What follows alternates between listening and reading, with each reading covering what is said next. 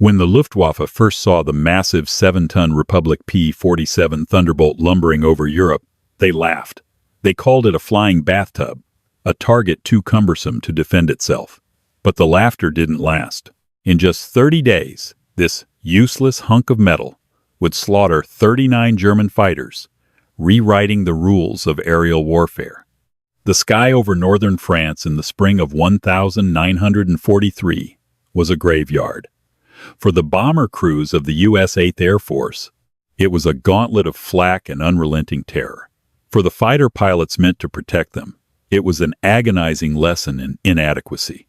When the 56th Fighter Group arrived at RAF King's Cliff in England, they brought with them the great American hope, the Republic P-47 Thunderbolt. On paper, it was a marvel of modern engineering. It boasted a monstrous Pratt and Whitney R-2800 double wasp engine that churned out an earth-shaking 2,000 horsepower. It was armed to the teeth with 8.50 caliber Browning machine guns, 4 in each wing. But there was one glaring problem. The Thunderbolt was unimaginably huge. Fully loaded, it weighed over 15,000 pounds. It was twice the weight of a British Supermarine Spitfire, and nearly double that of the German Messerschmitt Bf 109. When the British pilots first laid eyes on the American fighters, they couldn't hide their amusement. One RAF ace, leaning against the bar in a smoke-filled pub near the airfield, took a long drag from his cigarette and smirked at a young American pilot. "It's a magnificent beast, old boy," the Brit drawled. "But if you ever find yourself under attack, you can just unstrap yourself and take evasive action by running around inside the fuselage." The Americans laughed it off, but the joke stung because it echoed their own silent fears. Colonel Hubert Hub Zemke, the hard-nosed commander of the 56th, did not find it funny. Zemke was a disciplinarian, a former boxer who demanded perfection from his men. He knew the stark reality of the skies. He knew what was waiting for them across the English Channel. The Luftwaffe was armed with the Focke-Wulf 190 and the Bf 109 sleek, agile, lethal machines flown by combat-hardened veterans who had been honing their killing skills since the invasion of Poland. The first combat encounters were a disaster. In April 1943, during a fighter sweep over the French coast, a formation of P-47s from the 56th was jumped by a flight of FOA U-190s belonging to Jägerschwader 26. High above the clouds, at 25,000 feet, the cold was paralyzing, dropping to 60 below zero. Frost crept up the windshields of the Thunderbolts. Lieutenant Dieter Voss, a 22-year-old German pilot with 14 kills painted on the tail of his Focke-Wulf, spotted the American formation. Through his gun sight, the P-47s looked like bloated silver fish swimming through molasses. Voss pushed his stick forward, putting his nimble fighter into a screaming dive. He targeted the trailing American aircraft, flown by a fresh-faced lieutenant named Casey Hughes. As Voss closed the distance, Hughes panicked. He reacted the way he had been taught in flight school. He yanked the stick back and threw the massive Thunderbolt into a hard banking turn, trying to outturn the German. It was a fatal mistake. The heavy P-47 bled its airspeed instantly, struggling against its own immense weight. It wallowed in the thin air, practically hanging suspended. Voss didn't even have to maneuver aggressively. He simply tightened his turn, pulling inside the lumbering American beast with effortless grace. "They fly like pregnant cows," Voss muttered into his throat microphone. He squeezed the trigger. The Focke-Wulf's 4 20mm cannons erupted. High explosive shells tore into the Thunderbolt's wing, shredding aluminum and severing fuel lines. The P-47 shuddered violently, rolled onto its back, and fell from the sky in a trail of thick black smoke. Casey Hughes never made it out. Back in the briefing rooms of German air bases, the reports were unanimous. The Luftwaffe commanders dismissed the P-47. They called it useless. They mocked its size, noting that its acceleration was pathetic and its turning circle was comically wide. To the experienced German aces, the massive American fighter wasn't a threat. It was target practice. The morale at King's Cliff plummeted. The pilots of the 56th Fighter Group were burying empty caskets and packing up the personal effects of dead friends. Young hotshots who had arrived in England, brimming with confidence, were now staring blankly into their coffee cups in the mess hall. They were flying a brick. How were they supposed to survive, let alone win, against the finest fighter pilots in the world in a plane that couldn't even turn?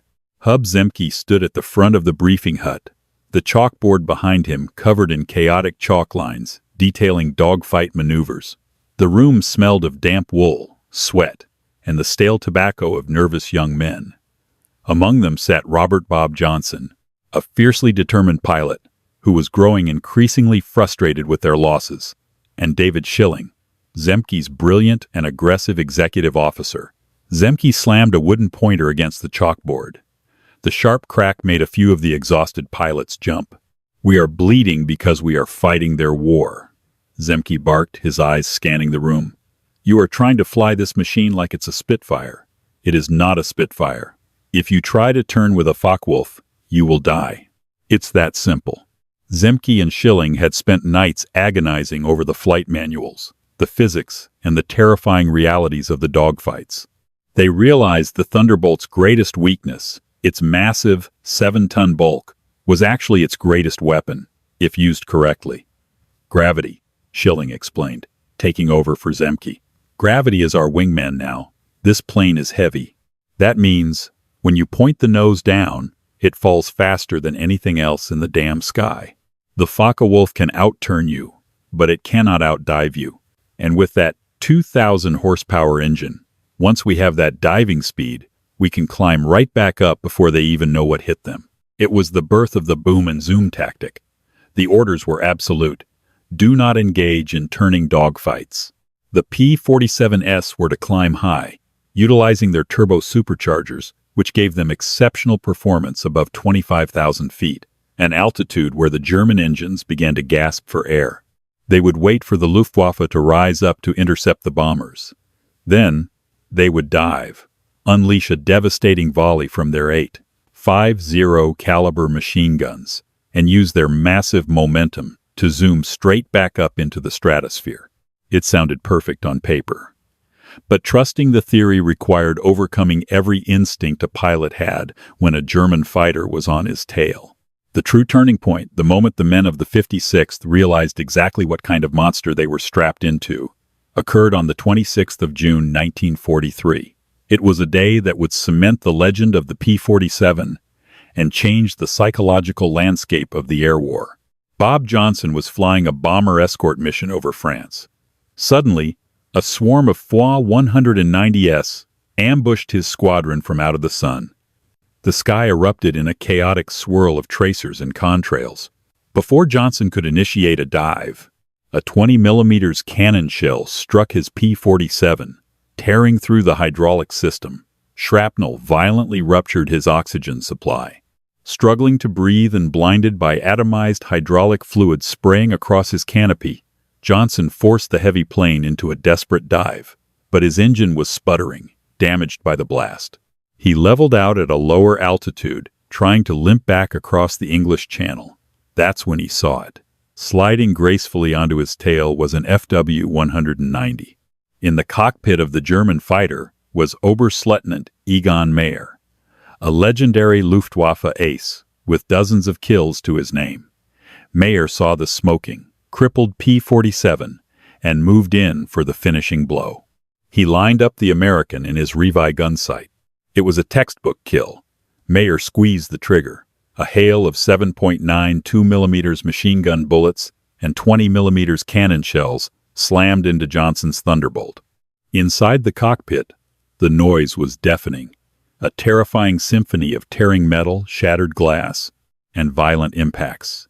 Johnson instinctively curled his head toward his chest, waiting for the bullet that would end his life. But it didn't come. The P-47 absorbed the punishment. The heavy armor plating installed behind Johnson's seat stopped the armor-piercing rounds dead. The massive radial engine in the front, an intricately woven block of solid steel, acted as a shield, soaking up bullets that would have instantly destroyed the liquid-cooled engine of a Mustang or a Spitfire. Mayer pulled off to the side, flying parallel to the heavily damaged American plane. The German ace stared in sheer disbelief. The P-47 was a flying sieve. There were jagged holes in the wings, large enough for a man to put his head through. The rudder was practically chewed in half. Oil was streaking down the fuselage. By all laws of aviation, the plane should have disintegrated. Yet, it continued to fly. Mayer dropped back onto Johnson's tail and emptied the remainder of his ammunition. Hundreds of rounds pounded into the Thunderbolt. The airframe shook violently, but the massive bulk of the P-47 held together. Out of ammunition, Mayer pulled alongside Johnson one last time. He looked at the young American pilot, gave a slow, bewildered shake of his head, raised his hand in a salute of pure respect, and peeled away back toward France. Johnson managed to fly the shredded wreck all the way back to England, touching down safely. When the ground crews ran out to the aircraft, they stopped and stared in horrified awe. They stopped counting the bullet holes after reaching 200. The plane was entirely destroyed, yet it had brought its pilot home. When the story of Johnson's survival spread through the barracks of the 56th Fighter Group, something fundamental shifted in the minds of the American pilots. The fear began to evaporate, replaced by a cold, dangerous confidence. They weren't flying a bathtub, they were flying a heavily armored flying tank.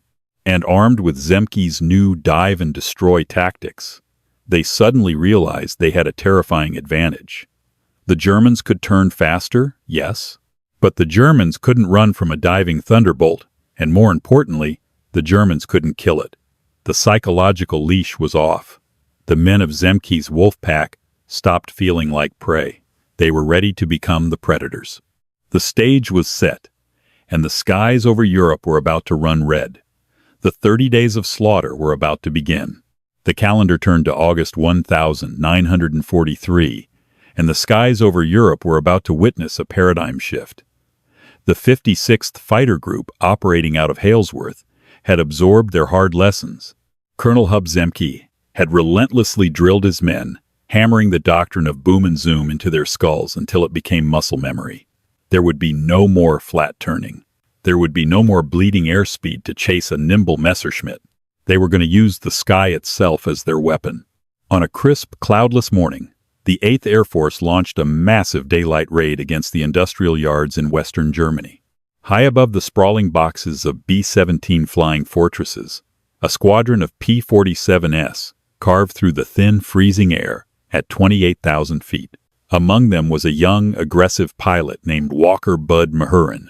Mahurin, flying off the wing of his flight leader, scanned the horizon.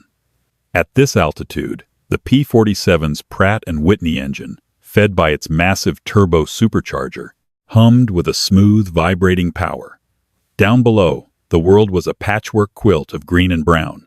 Bogies, low and climbing at 6 o'clock. A voice crackled through Mahurin's headset. Through the plexiglass canopy, Mahurin spotted them. A swarm of gray and mottled green Focke-Wulf Thuv 190s was angling up toward the bomber stream, their pilots confident, hungry for heavy bomber kills. They had not yet noticed the silver specks orbiting 3 miles above them in the glare of the sun. Drop tanks. Zemke's voice barked over the radio, cold and authoritative. Mahurin pulled the lever. Beneath his wings, the heavy, teardrop-shaped external fuel tanks tumbled away, freeing the Thunderbolt of its drag. "Let's go down."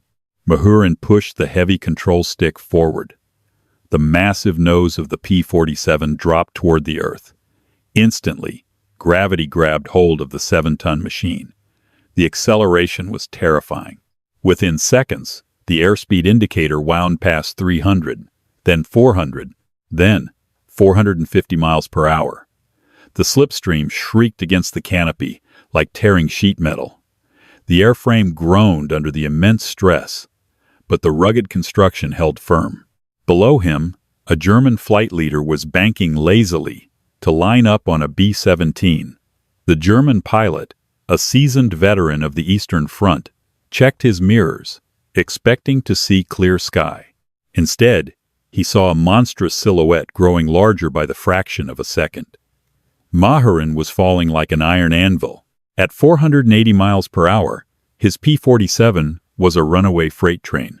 He didn't need to outturn the Focke-Wulf. He simply had to intercept its flight path. He placed the glowing reticle of his gun sight slightly ahead of the gray fighter. He squeezed the trigger on the stick.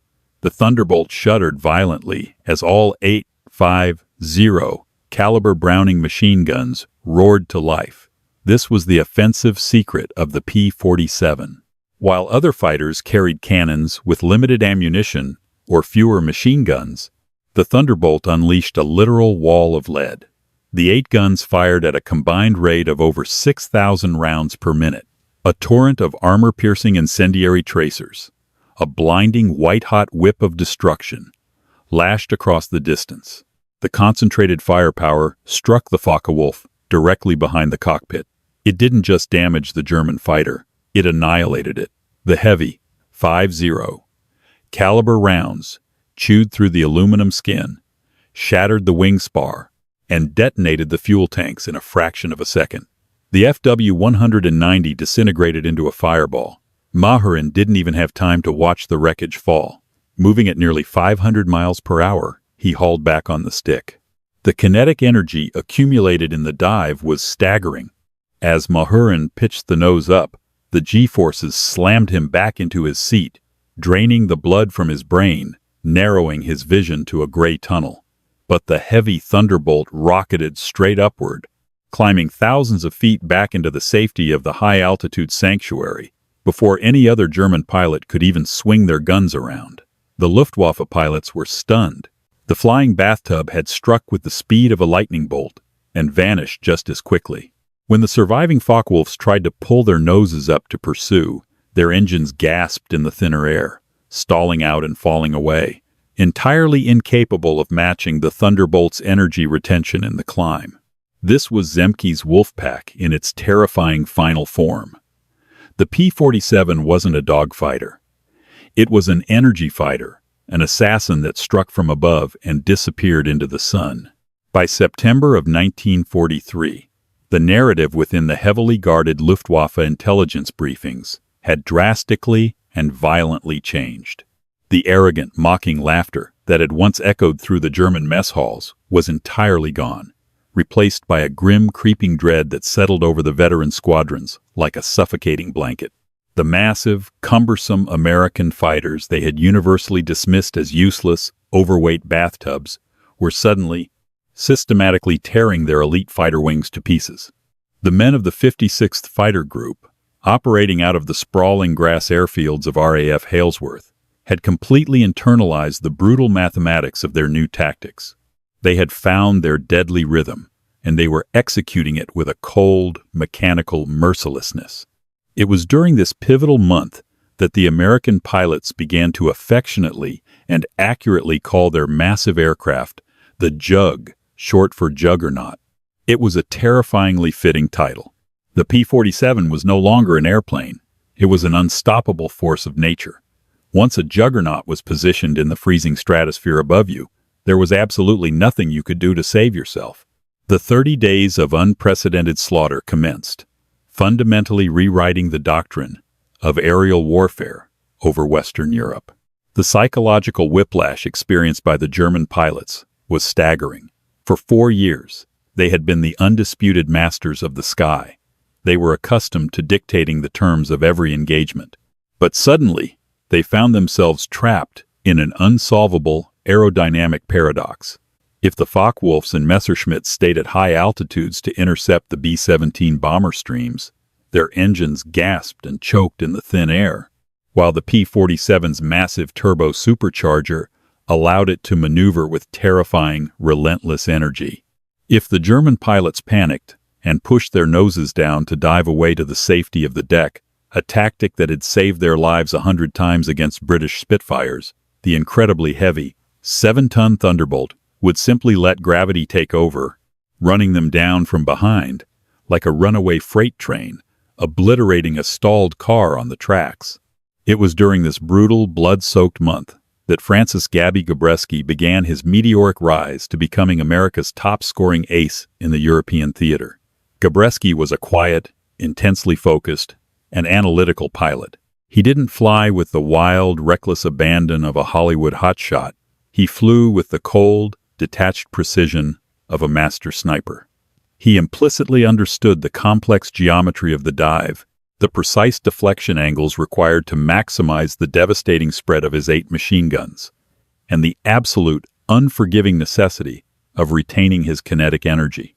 On a freezing, crystal-clear morning, Gabreski led his flight into a massive, sprawling aerial battle over the heavily industrialized Ruhr Valley, a heavily defended nightmare zone the bomber crews grimly referred to as Flak Alley.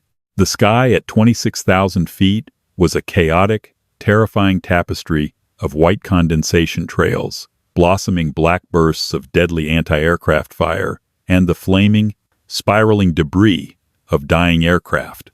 A pair of Messerschmitt Bf 109s, sporting the mottled gray camouflage of a veteran Jagdgeschwader unit, spotted Gabreski's element dropping in from the sun.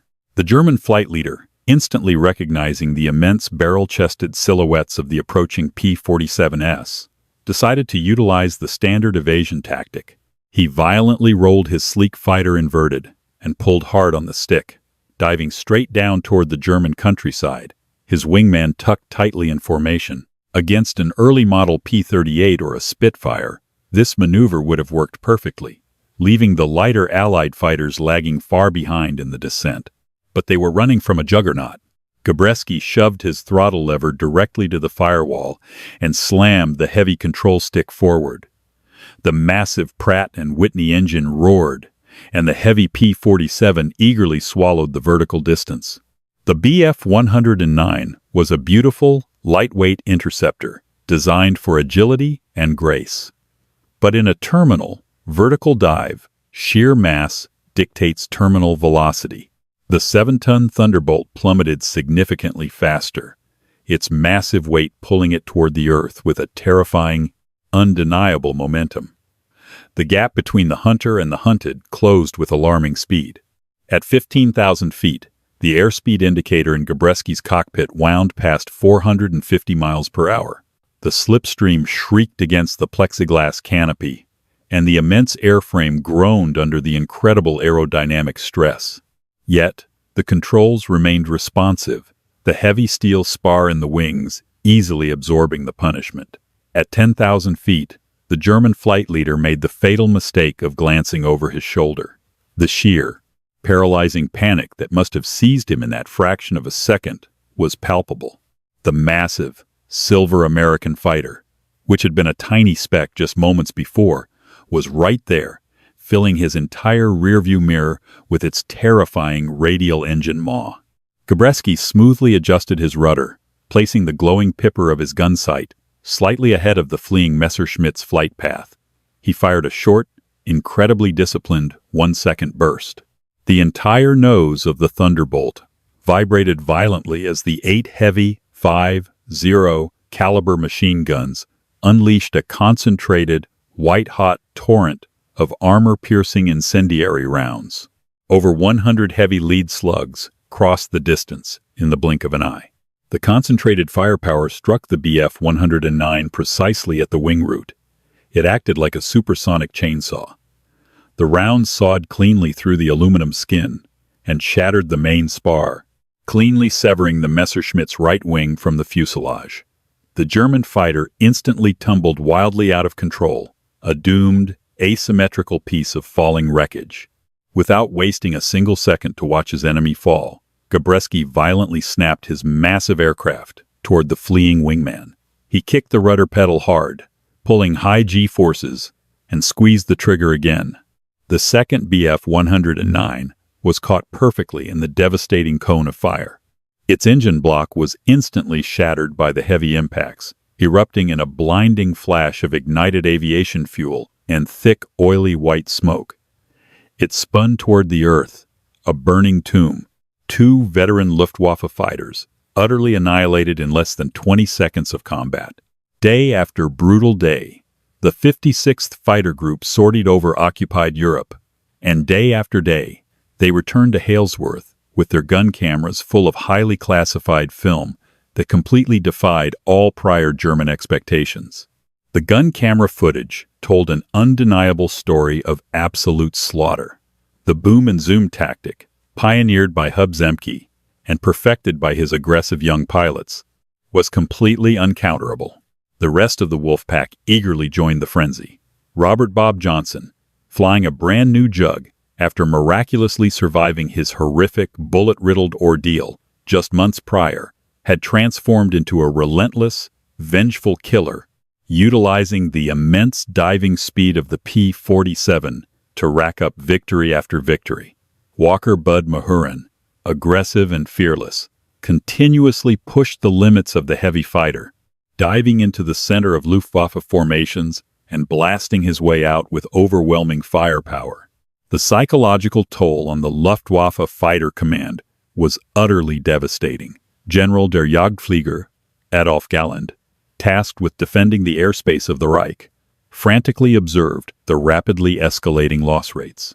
He furiously ordered his top aeronautical engineers to find an immediate tactical solution, but the immutable laws of physics offered no immediate remedy against a diving, 7-ton wall of armored steel, moving at 500 miles per hour. In just 30 days, the 56th Fighter Group practically sterilized the skies in their designated operational sector. The stark black kill tallies, painted meticulously on the engine cowlings of the roaring P-47S, multiplied in rapid, terrifying succession. When that bloody month finally concluded, the 8th Air Force intelligence officers carefully reviewed the gun camera footage and tallied the confirmed kills. The final number sent shockwaves of disbelief through Allied command and ripples of pure terror all the way to the Luftwaffe High Command in Berlin, 39. In a single, violently compressed span of 30 days, this one American fighter group, flying the exact airplane the Germans had, openly and loudly mocked as a useless, overweight mistake of engineering, had shot down 39 elite, combat-hardened Luftwaffe fighters. The heavily entrenched myth of German aerial invincibility over Western Europe was rapidly bleeding out, entirely shattered by the sheer, unadulterated brute force and devastating speed of the Republic P-47 Thunderbolt. The juggernaut had fully arrived. The hunters had definitively become the hunted, and the skies over the Third Reich would never be the same again. The Luftwaffe High Command was rapidly running out of answers, and the reality of their situation was breeding a terrifying desperation. The high-altitude realm, the freezing, thin-aired stratosphere that had once been the undisputed hunting ground of the Messerschmitts and Focke-Wulfs, had been violently seized by Hub Zemke's wolf pack. In the smoke-filled briefing rooms across occupied France and Western Germany, a new, mandatory directive was handed down to the battered German squadrons. Do not climb with them. Drag them down to the deck. The German tacticians had crunched the numbers. They calculated that if their pilots flatly refused to climb to 25,000 feet, the P-47S would be forced to abandon their high-altitude sanctuary and fight in the thick, heavy air near the ground. Down among the trees, church steeples, and rolling hills, the heavy American fighter wouldn't have the vast miles of empty sky required to execute its devastating boom and zoom diving attacks. Without the advantage of gravity, the Thunderbolt's staggering 7-ton bulk would surely make it a sluggish, wallowing target. To the German command, it seemed impossible for such a massive machine to survive the knife fight maneuvering required for low-level combat against nimble interceptors. It was a brilliantly logical assumption based on traditional aerodynamics. It was also, tragically for the German war machine, the deadliest miscalculation the Luftwaffe would make in the Western theater. When the planners of the 8th and 9th Air Forces authorized the P-47 squadrons to drop down to the deck and hunt targets of opportunity ahead of the looming Allied invasion of Europe, they inadvertently unleashed a completely different kind of monster. The P-47 wasn't just a high-altitude interceptor. Its incredibly massive, reinforced airframe could carry an external payload of 2,500 pounds. That was more than half the bomb load of a 4-engine B-17 Flying Fortress, strapped to the belly and wings of a single-seat fighter. By the spring of 1944, the flying bathtub had evolved from an aerial assassin into the ultimate, unstoppable ground attack juggernaut. Major David Schilling, now commanding squadrons with a cold, lethal efficiency, led his flight of 4 P-47s low over the sprawling pastoral French countryside. They were flying at treetop level, skimming the earth at a blistering 400 miles per hour. The massive Pratt & Whitney engines roared like a mechanical hurricane, the sheer concussive force of their passing snapping branches from trees and kicking up violent trails of dust across the farmland. They were hunting the German logistical supply lines, the vital iron arteries feeding the Nazi war machine on the coast.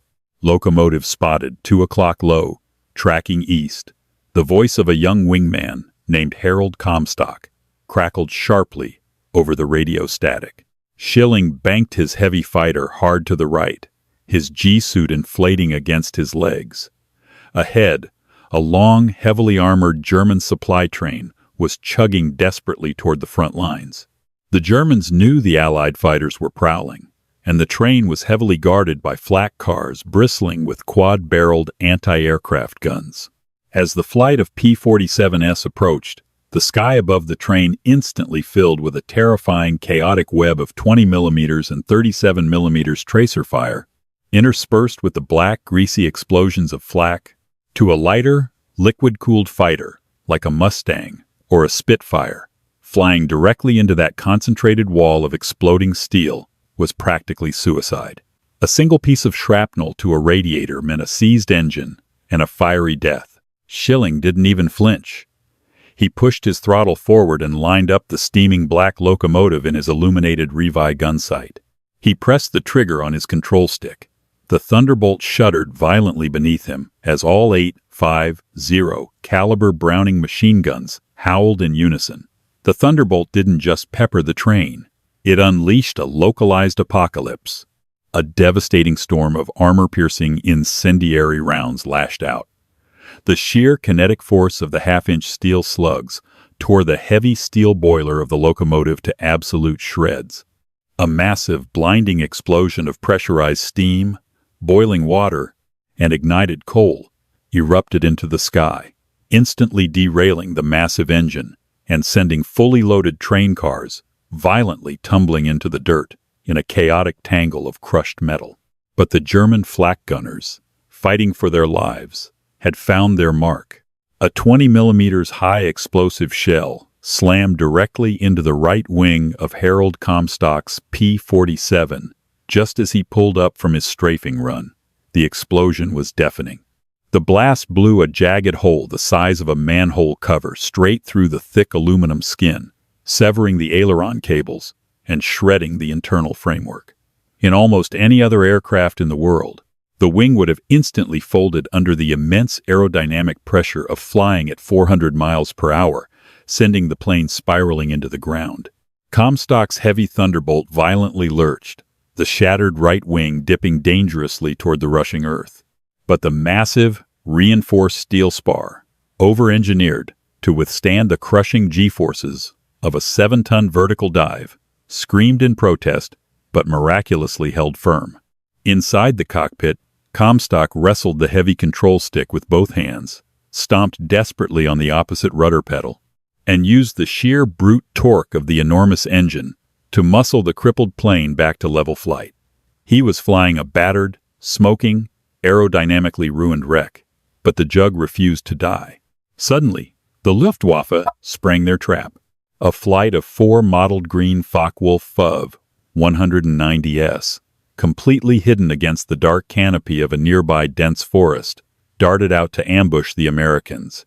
This was the exact scenario the German commanders had dreamed of. They had patiently waited for the P-47s to bleed their precious airspeed and altitude on the strafing run. The German flight leader, spotting the smoking, damaged plane of Comstock and the slow-moving Schilling, aggressively locked onto Schilling's tail, expecting a quick, effortless kill against a heavy fighter trapped on the deck. Schilling checked his rearview mirror. He realized instantly that he had absolutely no altitude to execute a dive and nowhere near enough airspeed to initiate a climb. According to every German tactical manual, the P-47 was a dead machine in this exact scenario. But Schilling knew the hidden, terrifying secrets of his aircraft. He reached forward and slammed his throttle lever fully into the firewall, physically breaking the safety wire to engage the highly classified water injection system, the war emergency power. A carefully metered mixture of water and methanol flooded directly into the blazing hot cylinders of the massive engine. The fluid instantly cooled the internal temperatures, suppressing detonation and allowing the immense turbo supercharger to ram unprecedented massive amounts of dense air into the combustion chambers.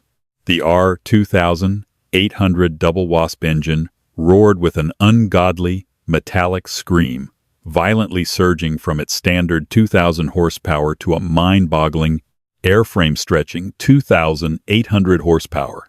The resulting acceleration was explosive. The heavy Thunderbolt didn't attempt to outturn the nimble German fighter. It simply forced its way through the dense air, rocketing straight forward with a sudden, impossible burst of raw speed that left the Focke-Wulf pilot completely stunned. Before the German ace could even squeeze his cannon triggers, Schilling had blasted out of his effective firing range, pulling away like a race car, leaving a tractor in the dust. Using his newly gained, immense kinetic energy, Schilling hauled his heavy aircraft upward through a wide, sweeping Immelmann turn. He came crashing back down, meeting the pursuing Focke-Wulf in a terrifying head-on pass. The German pilot fired his cannons in a panic, but the explosive rounds merely sparked and deflected harmlessly off the heavily armored solid steel engine cowling of the American juggernaut. Schilling held his nerve, flying straight through the fire, and unleashed a 2-second burst from his 8 heavy machine guns. The concentrated wall of lead sawed cleanly through the Focke-Wulf's cockpit and engine block, shredding the aircraft mid-air and ending the dogfight in a fiery instant. The German low-level trap had utterly failed. The Thunderbolt had proven that its immense weight, its unparalleled armor, and its sheer, overwhelming mechanical power made it practically invincible, whether fighting for its life at 30,000 feet or skimming 30 feet off the bloody dirt of France. By the time the guns finally fell silent across Europe, the combat statistics surrounding the Republic P-47 Thunderbolt bordered on the mythical, defying all logic. The 56th Fighter Group, the men who had been openly laughed at for flying useless flying bathtubs, finished the war with a staggering 1,006.5 confirmed aerial victories. They remained the highest-scoring fighter group in the entire 8th Air Force, a record born of blood and steel. The true hero of the European air war wasn't a sleek, delicate interceptor. It was a bruising, unapologetic street fighter. The Thunderbolt flew over 500,000 combat sorties. It single-handedly obliterated over 86,000 railway cars, 9,000 locomotives, 6,000 heavily armored panzers, and thousands of enemy aircraft. It took the absolute worst punishment the Nazi Empire could dish out and stubbornly brought its pilots home. The German pilots who had once mocked the lumbering behemoth on the tarmac eventually learned to fear its heavy silhouette above all else. It was a flying anvil that ultimately crushed the Luftwaffe into dust. The P-47 Thunderbolt proved that sometimes the most ridiculed underdogs become history's greatest legends. Its transformation from a mocked flying bathtub into the undisputed heavyweight champion of the skies remains one of World War II's greatest twists. If you enjoyed this incredible true story of Zemke's Wolfpack, hit that like button, share this video with fellow history buffs, and subscribe to our channel for more epic aviation tales.